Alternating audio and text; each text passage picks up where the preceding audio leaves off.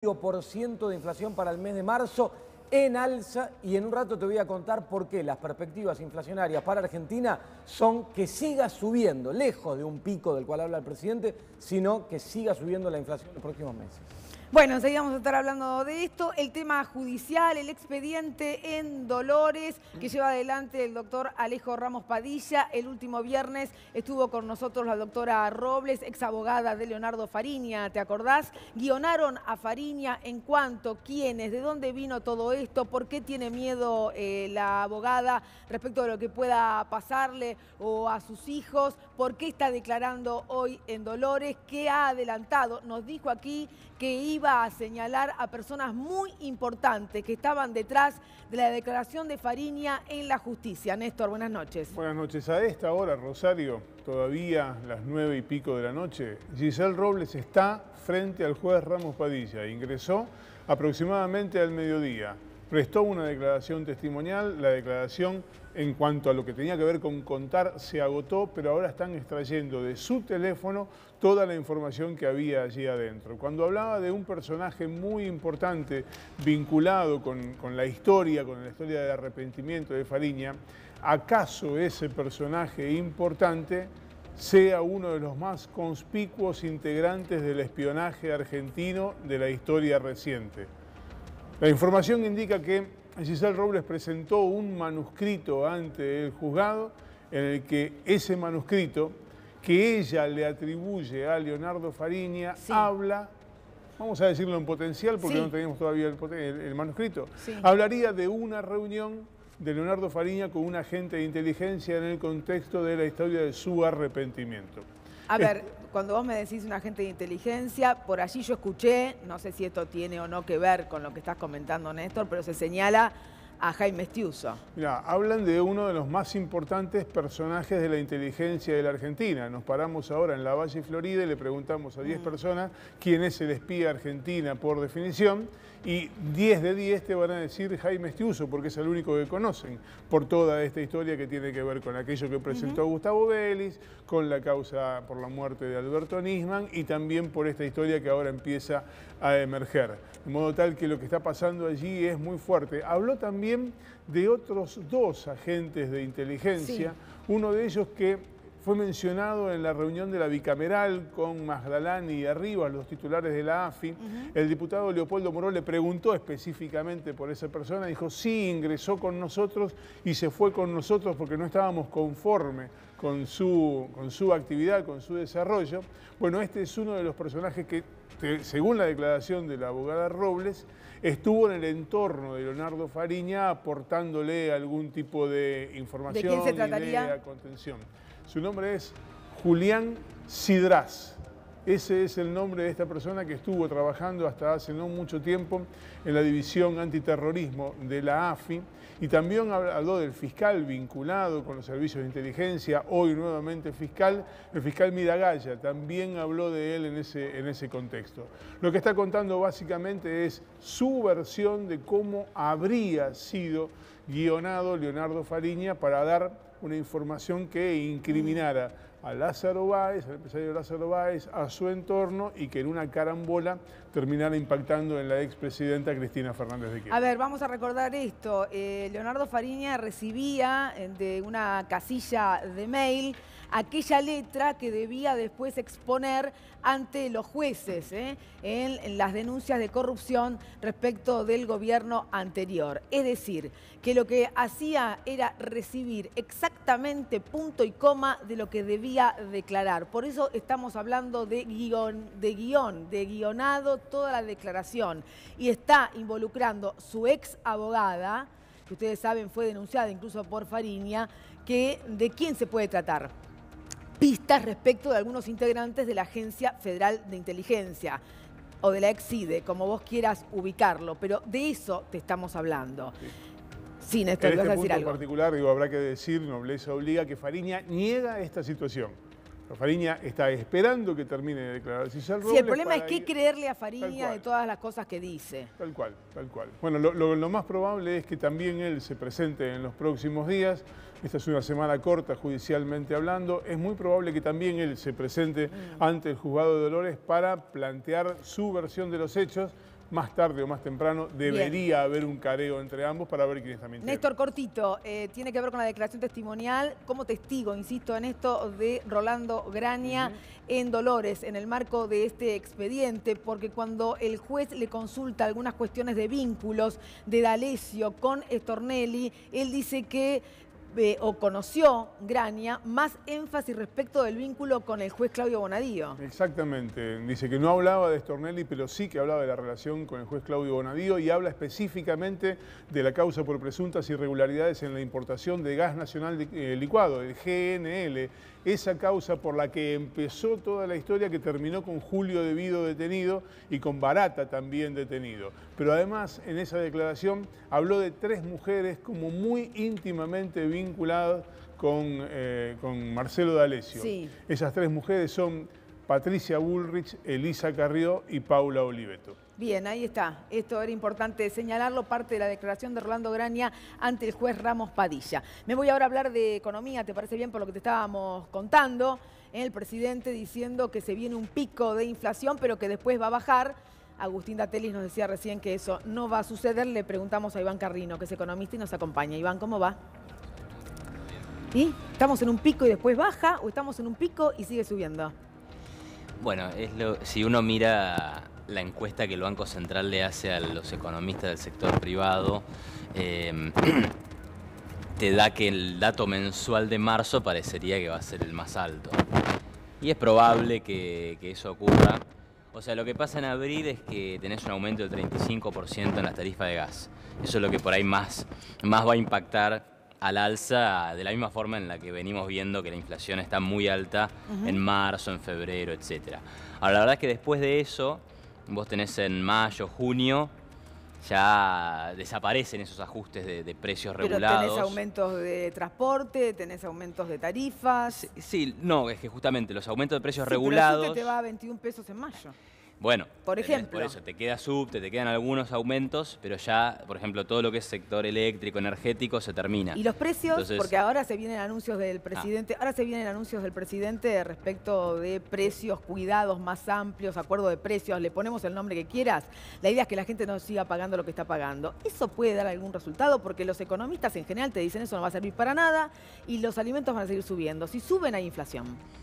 A ver, si se trata de un control de precio, claramente no sirve para nada, como no ha servido nunca en la historia, pasada, presente, digamos, de la Argentina y de muchas partes del mundo, ¿no? O sea, es que hay un libro que se llama 4000 años de controles de precios y salarios, cómo no frenar la inflación. Y es una investigación histórica de todos los casos de controles de precios que han fracasado, ¿no? Ahora, por lo que vengo escuchando, me parece que esto se trata, en primer lugar, de una serie de créditos accesibles para un sector muy particular, que es el de beneficiarios de AUH y creo que jubilados también. Entonces eso, más que una política macroeconómica, es una medida asistencial puntual para un grupo de la población que se le llama vulnerable. Y después parecería que también lo que se va a armar es que en el marco de precios cuidados, un programa que se ha renovado ya 11 o 12 veces en lo que va del gobierno de Macri, que en ese marco, digamos, va a haber una canasta o una subcanasta de bienes acordada con empresas, también, digamos, con ciertos consumos básicos, ¿no? Pero son como 2 medidas asistenciales. Mira, es un control de precios, casi que ni lo llamaría control de precios, sino más bien un acuerdo de precios, ¿querés llamarlo así? No, una medida asistencial. El punto es si va a dar resultado o no. No, pero el resultado en términos de qué? El resultado en términos de inflación, vas a ver lo que va a pasar a partir de mayo, que yo veo que la inflación mensual va a empezar a ceder, la inflación anual también va a empezar... A ver, a mí me parece que Agustín no piensa lo mismo. Pero producto de la política monetaria, no por el acuerdo de precios. Una cosita, Iván, por eso, digo, vos marcabas recién el relevamiento de expectativas macroeconómicas, que lleva adelante el INDEC, como señal de que va a empezar a bajar. Ese relevamiento, vos lo sabés, como lo sé yo, viene corrigiendo siempre de atrás la realidad en los últimos 2 años, nunca pegaron una proyección y la van ajustando. Entonces, ¿qué es lo que te hace pensar a vos? El acuerdo de precios, comparto que va a ser un fracaso, no porque los acuerdos de precios no sirvan, ahí no tenemos la misma visión, pero en este caso sí comparto que va a ser un fracaso por cómo lo convoca este gobierno completamente debilitado. Ahora, ¿por qué crees que va a bajar la inflación? Vos decís por el Banco Central sacando pesos, subiendo la tasa de interés. Eso no viene ocurriendo. ¿Cuánto tiempo más crees vos que va a haber que esperar para que la inflación baje. Y te complemento con esto. ¿Crees que terminó la recesión, como dice el gobierno, y que ahora se recupera la economía? ¿O que esto sigue barranca abajo, como venimos viendo? Bueno, ahí hay dos preguntas, ¿no? La primera parte es la de la inflación. Cuando uno ve lo que pasa a partir de octubre, vos tenés meses muy malos de inflación, como septiembre y octubre, digo, a niveles estratosféricos, 6-7% mensual, y después en noviembre y diciembre la inflación bajó como a 2, 3. Enero, febrero, marzo fueron meses malos, pero que tienen que ver también con un ajuste de precios regulados. Sí, Iván, pero la previsión era del 23% según presupuesto y ya estamos... Igual pero disculpa, pará, sin Iván, duda, porque déjame precios regulados está bien, pero digo, alimentos y bebidas es un rubro que no para de subir. Bueno, claro. porque ahí también tenés el impacto de la suba del dólar. Ahora, la política monetaria, ¿por qué va a bajar la inflación? Bueno, hay dos cuestiones, digamos. Cuando vos ves por qué hay inflación, en general en el mundo ocurre, y en Argentina es un caso patente, es porque el gobierno gasta mucho y el Banco Central le da guita, imprime dinero para financiar el gasto. Eso es clarísimo, digamos. Ese es el motivo por el cual hay inflación en Argentina y hubo inflación en Argentina en el pasado reciente. Esas dos cosas están de alguna manera corrigiéndose. Primero, el Banco Central ya no le da un solo peso al gobierno para financiar su déficit.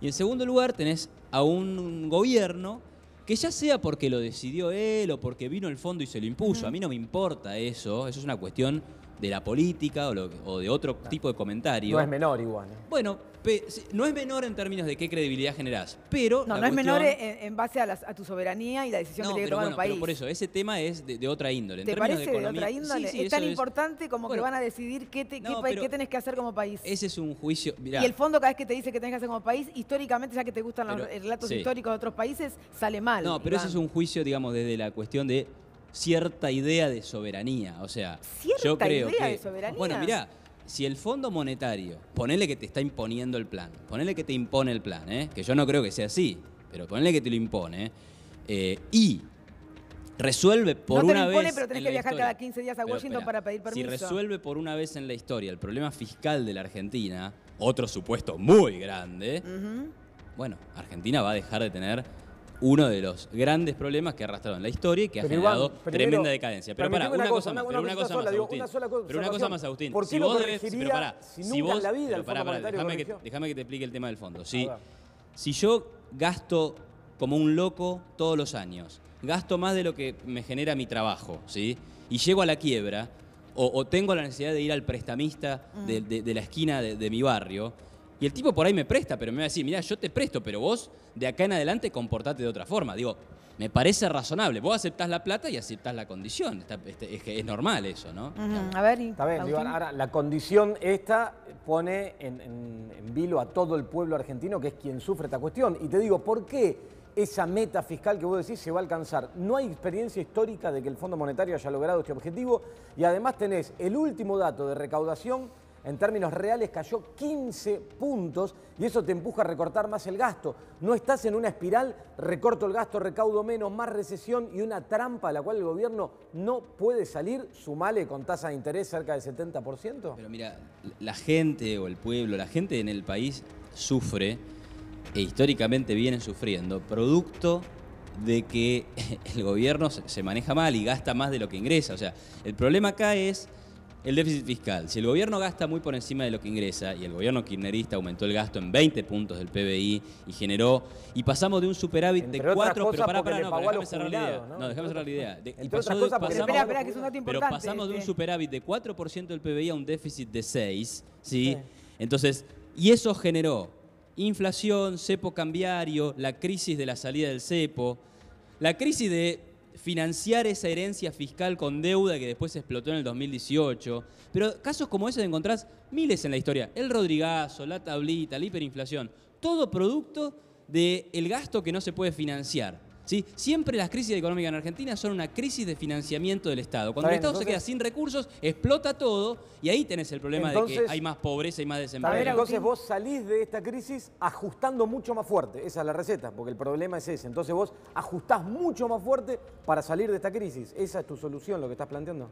El ajuste es de las cuentas del sector público para que se le permita crecer al sector privado. Y acá estamos todos de acuerdo. Yo he hablado con muchos economistas kirchneristas que dicen lo mismo. Tiene que crecer el sector privado, pero no va a crecer el sector privado con un riesgo país de 800 puntos, con una presión fiscal alta y con un gasto público desmadrado. Pero vos decís, hay que ajustar las cuentas del sector público como que fuera algo. Las cuentas del sector público son salud, educación, son jubilaciones, asignaciones, todas las partidas que te van a vos, que estás del otro lado mirándonos, al bolsillo. Sí, también son salarios de burocracia, también son salarios administrativos. Está bien, pero vos sabés que también eso no mueve el amperímetro. No, podemos hasta estar de acuerdo con eso, pero no te mueve lo que estamos Gran parte del aumento del gasto público de los últimos 15 años es el empleo público de las provincias. Ahora, vos sabés que a todo esto yo no escucho la palabra productividad, no escucho la palabra trabajo, no escucho un gobierno generando puestos de trabajo, un gobierno que se pone a producir, sino que estamos hablando de los préstamos que tenemos que ir a pedir, cómo le vamos a devolver al fondo, una inflación alta y la gente mientras tanto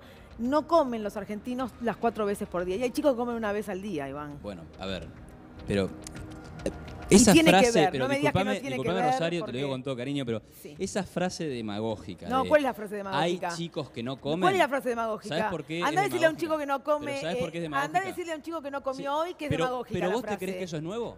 Ese es el punto. No es nuevo eso. ¿Pero vos crees que antes estaba igual? Desde el 2001 para acá vas a ¿Te encontrar... parece que fue siempre igual? No, vas a come todos los años gente que no come. Si fue siempre igual. Obvio que no. Los niveles de pobreza cambian y han aumentado. Pero no me digan... No, pero no me digas una frase demagógica. No me digas una frase demagógica. ¿Te parece demagógico? Decir al chico que no comió hoy que es demagogia. Se lo hubieras dicho a Cristina también. Se lo hubieras dicho a Néstor, se lo hubieras dicho a todos los gobiernos que pasaron los últimos 40 años, porque siempre hubo gente que no comía. A mí me duele tanto como a vos el tema, ¿Y vos suponés que los periodistas no criticamos todo cuando hay que criticarlo? Bueno, yo creo que hay algunos que son más favorables a unas políticas que son insostenibles y que también... Yo lo que te quiero decir es que con los gobiernos que mencionaste y en otros momentos también, porque hay que ser justo, por lo menos en el modo democrático, muchos chicos comían todos los días.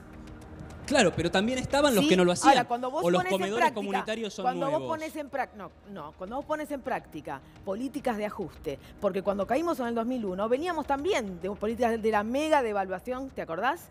Claro, el blindaje. Eso fue ajuste también. Cuando el dólar salta de 1 a 1 a 4 a 1, eso es ajuste. El blindaje, también. te olvidaste de todo eso. Y el Fondo Monetario Internacional. Pero fue mucho más dramático el ajuste que generó la salida de la convertibilidad, que le reventó el salario a la gente de la noche a la mañana, que un ajuste medianamente ordenado llevado adelante por el propio gobierno diciendo, miren, esta situación es insostenible, tenemos que corregir. O sea, son cosas diferentes. Y los ajustes que no se hacen a tiempo son totalmente violentos y generan crisis tremendas, Iván, como por ejemplo la peor de nuestra historia fue la del 2001. Entonces te llevo ahora, vos hoy no estás viendo que el gobierno de manera muy artificial contiene el dólar para tratar de llegar a las elecciones y que ese ajuste que el mercado en algún momento te realiza, que vos decís, puede ocurrir en cualquier momento porque se metió en una trampa de la que no puede salir?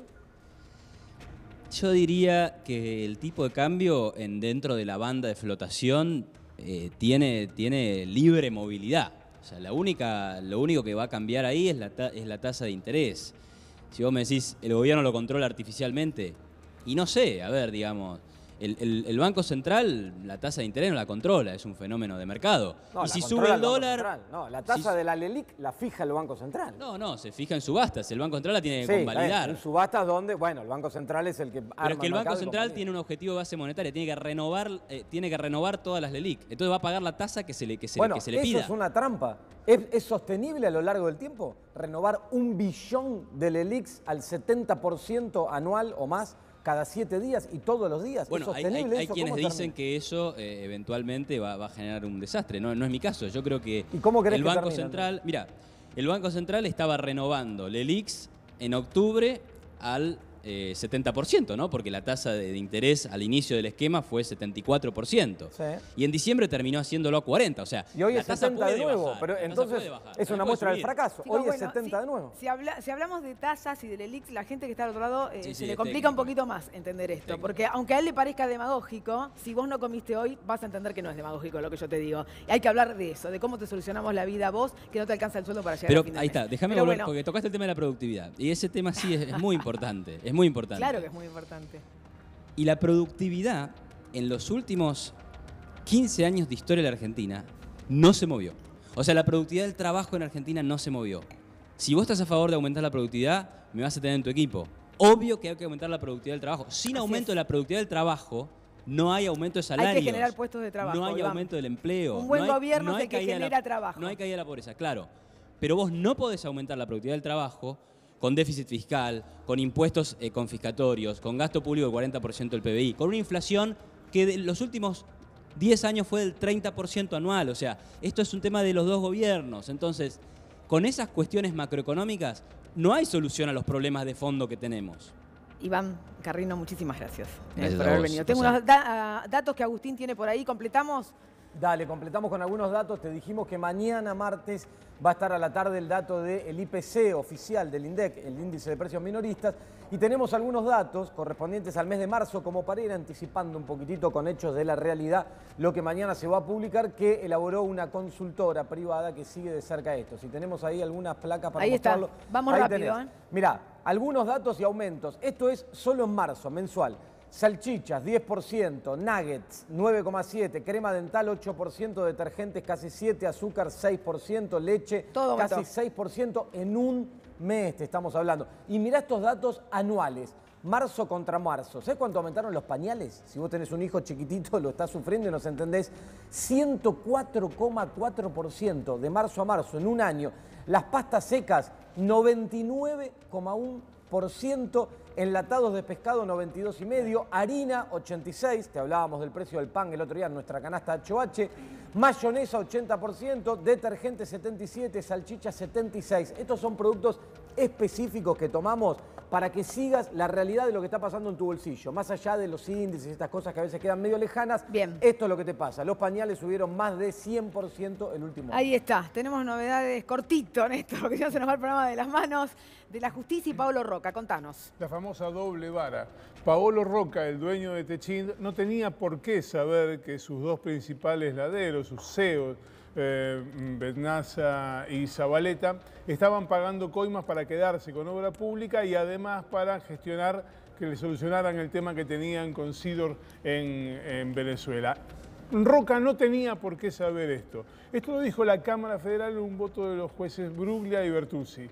Los mismos dos jueces que al confirmar el procesamiento de la expresidenta Cristina Fernández de Kirchner, dijo que no podía desconocer que sus funcionarios estaban recibiendo pagos ilegales. El jefe de Techint no tenía por qué saber que estaban pagando y la presidenta de la Nación no podía desconocer que estaban recaudando. La doble vara de la justicia en una muestra patética. Bueno, otro ejemplo para que vayamos entendiendo cómo funciona esto, ¿no? Voy a invitar a presentar a nuestros invitados. Jorge Donofrio, diputado provincial de Buenos Aires, muchas gracias por venir. Alejandro Rossi, que es candidato a intendente por Santa Fe, muchas gracias.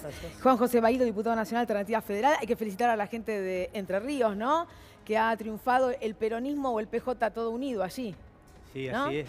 Tuvimos una excelente elección en el día de ayer, donde el gobernador Bordet, que encabeza la lista del PJ, de un PJ unido, le ha ganado a un claro referente de Cambiemos. Cambiemos ha jugado fuertemente en la elección provincial, yendo funcionarios nacionales a apoyar al candidato Cambiemos.